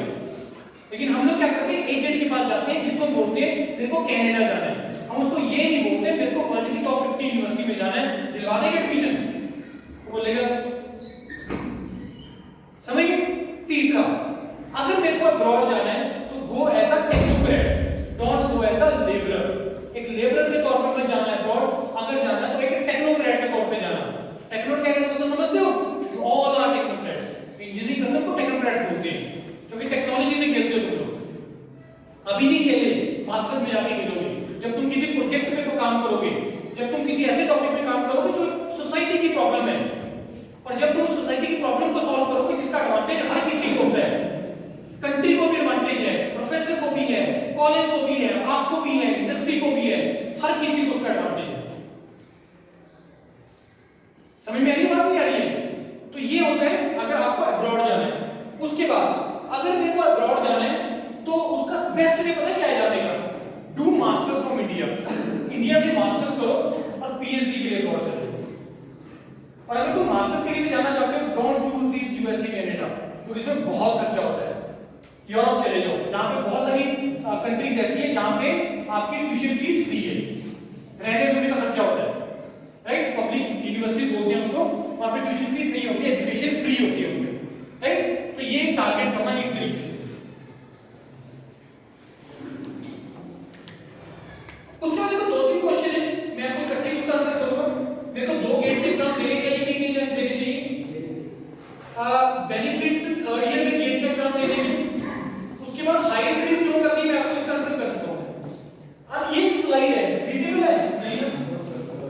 ये वो स्लाइड है जिसमें मैंने ये बताया कि तुम लोग जो 2 गेट के पेपर दे सकते हो वो कौन से दे सकते हो, राइट?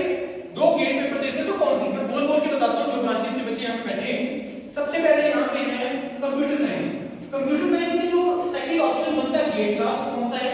एक तो data science and artificial intelligence. इस साल एक नया गेट का पेपर स्टार्ट हुआ है, that is a get in data science and artificial intelligence.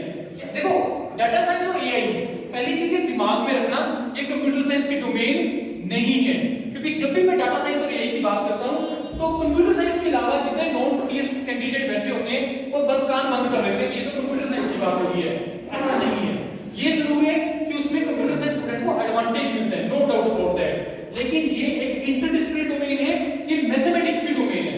आप लोगों में से जिसका भी इंटरेस्ट मैथमेटिक्स में है, आप लोग इस पेपर को लिख सकते हो, डाटा साइंस और एआई के पेपर। बात आ गई समझ में? डाटा साइंस और एआई मैथमेटिक्स का डोमेन है, कंप्यूटर साइंस का डोमेन नहीं है। ऑल्दो कि थोड़ा एडवांटेज रहता है कंप्यूटर साइंस को क्योंकि वो पढ़ते रहते हैं, कुछ सब्जेक्ट उसमें ऐसे हैं, लेकिन उसमें कोई भी ब्रांच का बच्चा जा सकता है, मैकेनिकल भी जा सकता है, इलेक्ट्रिकल भी, कंप्यूटर साइंस भी, सिविल भी, सारी ब्रांच के बच्चे जो उसमें जा सकते हैं। तो कंप्यूटर साइंस के साथ जो सेकंड गेट का पेपर आप दे सकते हो, डाटा साइंस, इलेक्ट्रॉनिक्स दे सकते हो, जियो इन्फॉर्मेटिक्स, शायद पहली बार नाम सुना होगा ना, जियो इन्फॉर्मेटिक्स। उसके बाद मैथमेटिक्स से आप दे सकते हो, फिजिक्स से आप दे सकते हो, स्टैटिस्टिक्स से आप दे सकते हो। अब मैं नाम बोलूंगा तो इसके बाद मैं आपको बताऊंगा कि किसमें पेपर देना है, किसमें नहीं देना, 2 देने नहीं देने वो भी बताऊंगा मैं आपको। अब इलेक्ट्रिकल की यहां तुम बैठे, इलेक्ट्रिकल के आप साथ में दे सकते हो, डाटा साइंस का दे सकते हो, इलेक्ट्रॉनिक्स का दे सकते हो, इंस्ट्रूमेंटेशन दे सकते हो, फिजिक्स दे सकते हो। उसके बाद यहां पे सिविल बैठे, सिविल के एरोनॉटिक्स में दे सकते हो, एग्रीकल्चर में दे सकते हो, आर्किटेक्चर में दे सकते हो, एनवायरमेंटल साइंस में दे सकते हो, जियो इन्फॉर्मेटिक्स दे सकते हो, नवीन मरीन आर्किटेक्चर में दे सकते हो, और आप इंजीनियरिंग साइंस में दे सकते हो। अब पता है किसी को नहीं लगा होगा, मेरे को पक्का पता है, मेरे को पता नहीं लगाना। अब मेरे को आपको जो चीज बतानी है वो ये है कि 2 गेट पेपर, पहले से 2 गेट पेपर से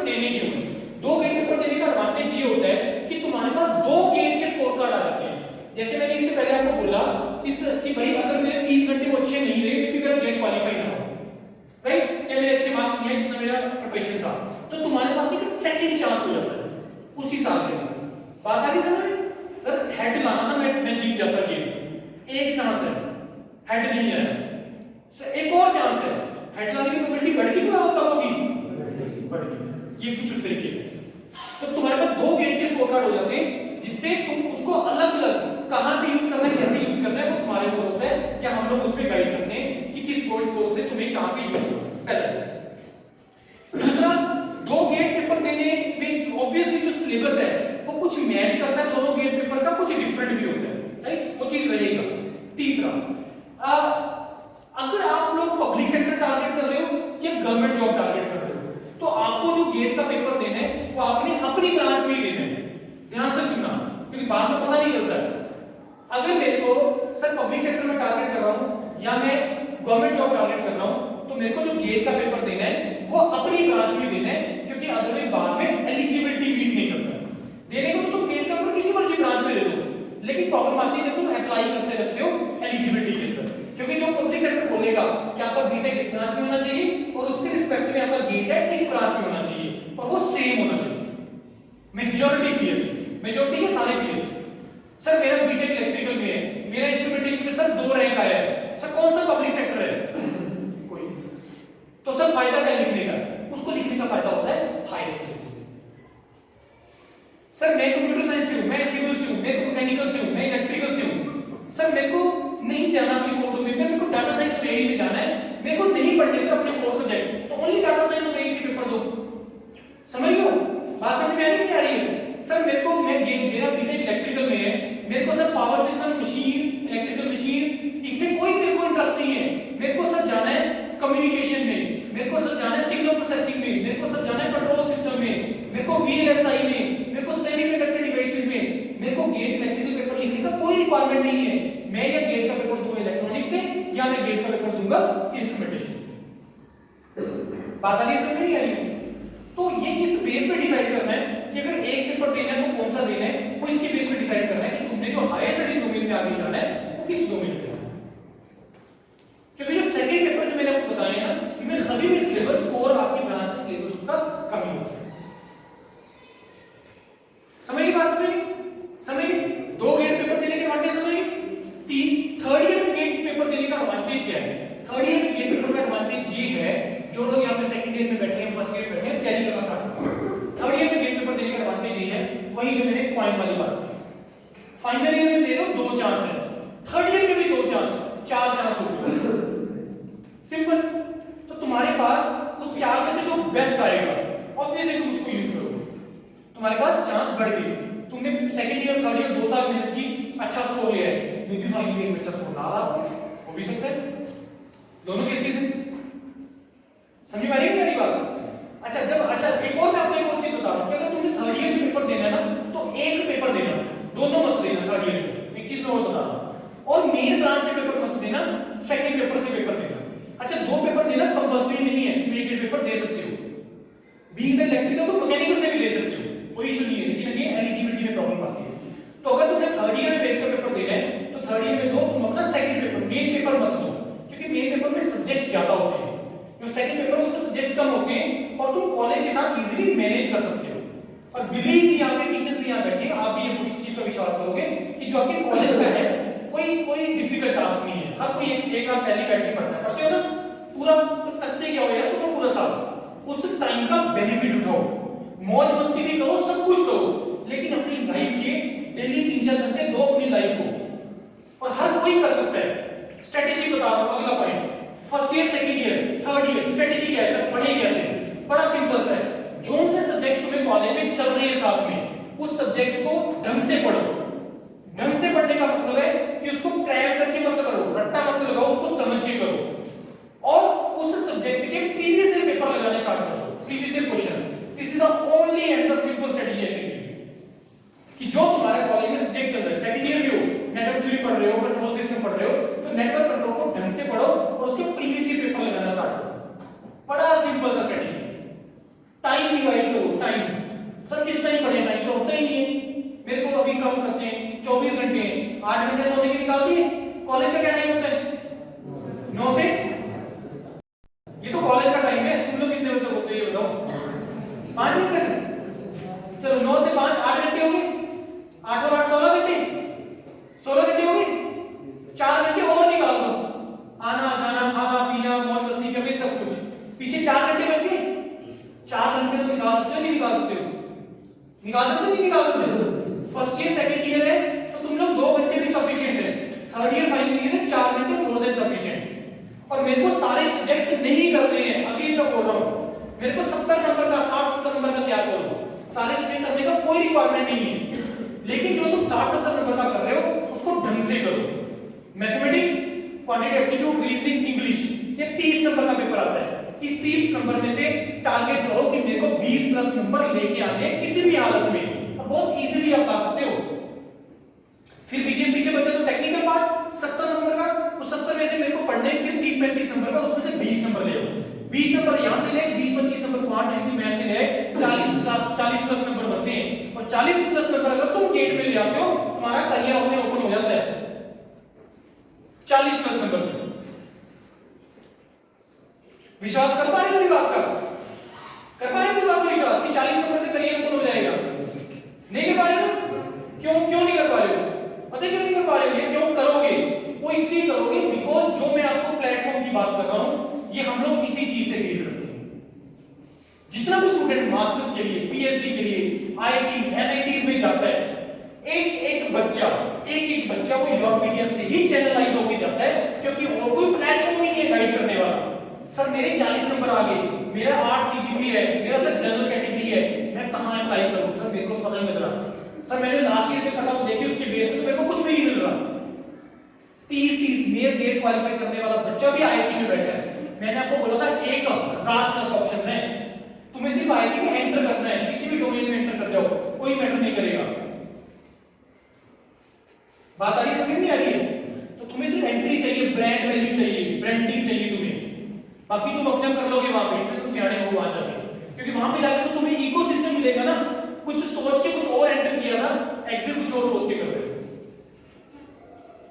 ये सोच के एंट्री किया था कि सर जाके नौकरी लेंगे 25-30 लाख की, और जब एग्जिट कर रहे हो 4-5 लोग एक स्टार्टअप के साथ एग्जिट मार रहे हो।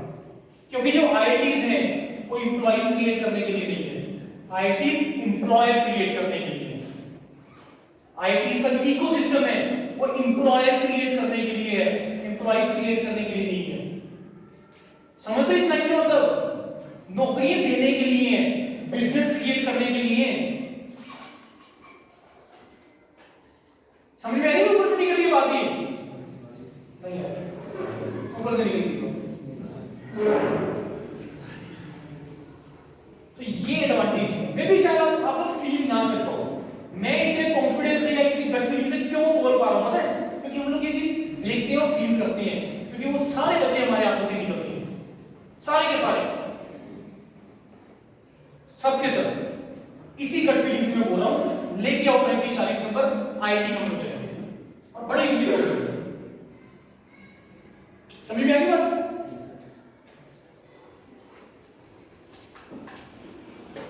एंड करेंगे सेशन को, और बोलेंगे आगे फिर कब मिलेंगे? चलो एक लास्ट में काम करते हैं, इसको सभी लोग स्कैन करो, देखो हो रहा है स्कैन।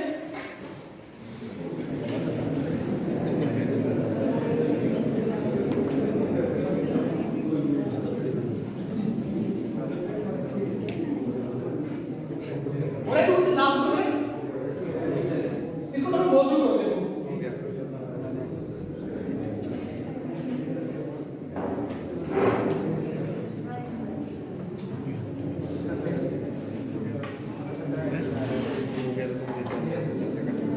सब्सक्राइब करना ना करना वो आपके ऊपर है, क्योंकि वी आर द प्लेटफॉर्म।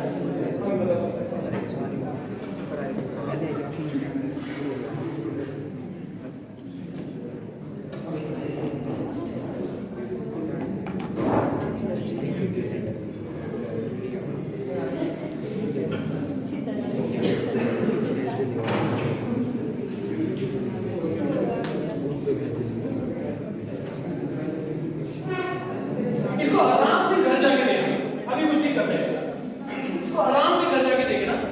और पेशेंस बहुत इंपॉर्टेंट होती है किसी भी काम के अंदर। चीजें आराम से दिखेंगी, एकदम से नहीं दिखेगा। टाइम के साथ मैं रिस्पॉन्सिबिलिटी ले रहा हूँ इस चीज की। मैं जब वीडियो डालता हूँ ना, मैं इंजीनियर्स करियर पॉइंट पे, मैं इस चैनल पे वीडियोस नहीं डालता, यहाँ पे डॉक्टर विजेंद्र का वीडियो आता है, बाकियों का आता है। कॉन्टैक्ट नंबर मेरा ही मिलेगा जो ऊपर टॉप पे लिखा हुआ है, कोई भी कॉन्टैक्ट नंबर, ये कॉन्टैक्ट नंबर देखो लिखा हुआ है, ये मेरा ही कॉन्टैक्ट नंबर है। चैनल पे, वेबसाइट पे, कहीं पे भी जो कॉन्टैक्ट नंबर मिलेगा आपको मेरा ही मिलेगा। और मैं हर किसी को बोलता हूँ, स्पेशली मैं हर वीडियो के अंदर बोलता हूँ, जब भी मैं जॉब नोटिफिकेशन का वीडियो बनाता हूँ, कि I am taking the responsibility to aware this region, Himachal, Punjab, Jammu Kashmir, Chandigarh, जिसमें हम लोग पता नहीं क्या जूम करके बैठे हैं कि करना क्या है। सीरियसली बता रहा हूं मैं, मतलब हमें पता भी नहीं है कि करना क्या है और सुनना भी नहीं चाहते। ये सबसे बड़ा ट्रबल हो गया आज के टाइम। हमें लगता है कि इंटरनेट के ऊपर सब कुछ पड़ा है, लेकिन उसको देखा कभी नहीं है, सुना कभी नहीं है, और पता भी नहीं है कि करना है।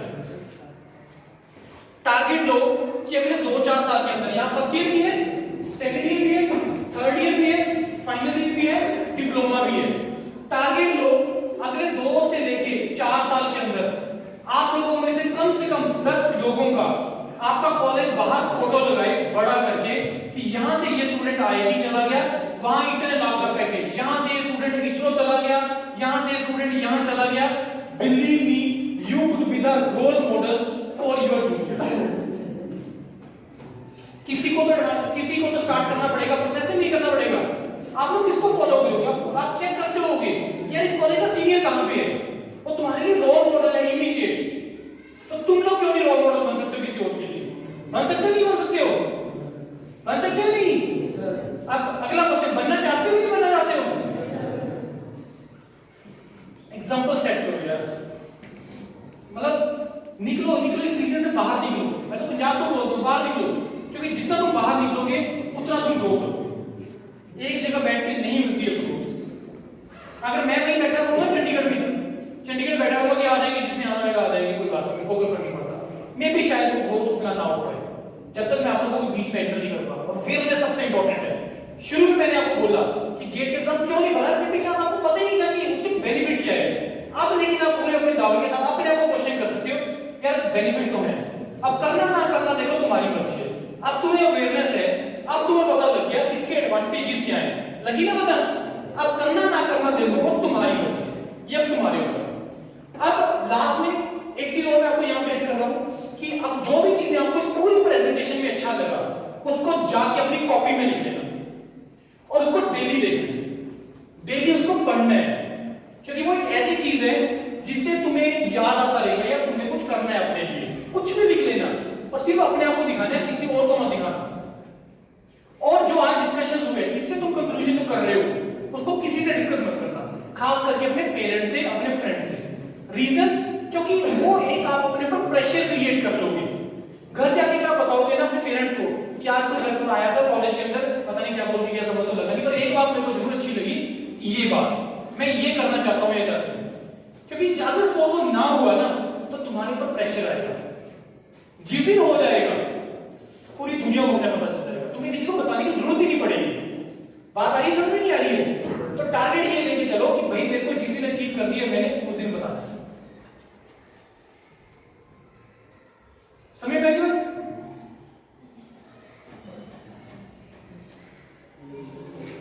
एंड में कोई भी आपको क्वेरी है, कोई भी आपको कुछ पूछना हो तो पूछ सकते हो। कोई भी इस प्रेजेंटेशन से कोई भी दिमाग की बत्ती खुली हो, कुछ अंदर गया हो, कोई बाहर निकला हो, कुछ क्वेश्चन पूछने हो किसी भी तरह के, कोई भी डाउट किसी तरीके का, कोई भी किसी तरीके का डाउट, समझ लगे नहीं लगा कुछ? तो क्वेश्चन कहां पे? कुछ दिमाग हिला? हिला दिमाग नहीं हिला? नहीं हिला, नहीं हिला, नहीं हिला, हिला? चलो नहीं हो, कोई बात नहीं। बहुत अच्छा लगा यार आपके साथ इंटरेक्शन करके। क्लासेस के बारे में बताइए कुछ। हमारी क्लासेस के बारे में देखो, हमारी क्लासेस के बारे में अगर मैं बताऊं तो हमारी हर तरह का क्लासेस होता है। We are based in Chandigarh, offline के ऊपर भी चलती है हमारी क्लासेस, ऑनलाइन में भी क्लासेस चलती हैं। तो अभी जो मैंने आपको ये शीट भेजी है, तो इसको मैं क्या है, इसको मैं एक डेडिकेटेड व्हाट्सएप ग्रुप में ऐड करेंगे, तो वहां पे तुम्हें जो सी एडवर्टाइजमेंट आती रहती है वो मैं आपको बताता रहूंगा। और आपको लगता है कि इसमें से मेरे को सिर्फ इस चीज का प्रिपरेशन करना है, फॉर एग्जांपल गेट का या कोई भी एग्जाम का, तो आप मेरे को अप्रोच कर सकते हो। क्लासेस दोनों तरीके का अवेलेबल है, कॉलेज के साथ रहते भी आप मैनेज कर सकते हो और वहाँ पे कॉलेज के बाद मतलब बीटेक कंप्लीट करने के बाद भी आप आ सकते हैं। तो क्लासेस होती हर तरह का, चाहे तुम जेई का क्लास कर लो, चाहे एसडीओ का क्लास कर लो, चाहे तुम गेट का कर लो, वो हर तरह का क्लास है, क्लासेस आदि अवेलेबल है हर ब्रांच में, चाहे वो डिप्लोमा होल्डर है चाहे वो बीटेक होल्डर है, हर किसी की होती है। और टीम इंडिया की बेस्ट टीम है, वो तुम्हें पता लग जाएगा जो पढ़ा रही है। Any other query?